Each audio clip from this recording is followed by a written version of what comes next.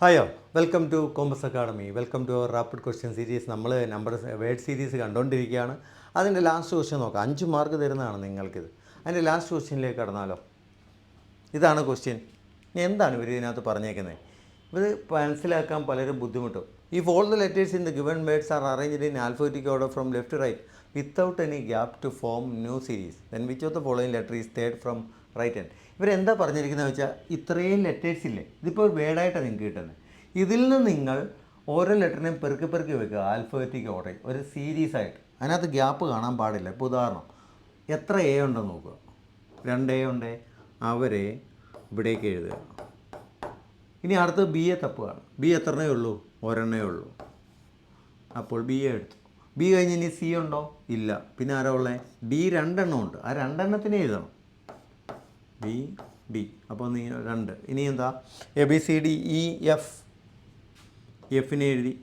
F ഒരെണ്ണേ ഉള്ളൂ. F G H. എച്ചിനെ എടുത്ത് H വേറെ എവിടെയെങ്കിലും ഉണ്ടോ എന്ന് നോക്കുക. എച്ച് വേറെ എവിടെയില്ല. ഇനി ആരാ? എച്ച് കഴിഞ്ഞിട്ട് ഐ വരുന്നു. സോ എച്ച് കഴിഞ്ഞ് ഐ ജെ കെ എൽ ഉണ്ട്. എല്ല് 3 എണ്ണം ഉണ്ട്.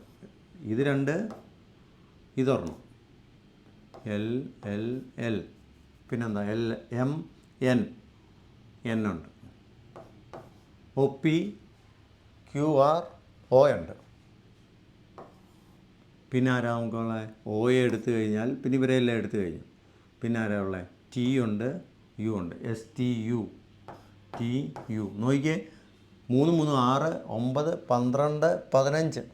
2 4 6 8 10 12 15. കറക്റ്റായി. എല്ലാത്തിനും നമ്മൾ അറേഞ്ച് ചെയ്തിട്ടുണ്ട്.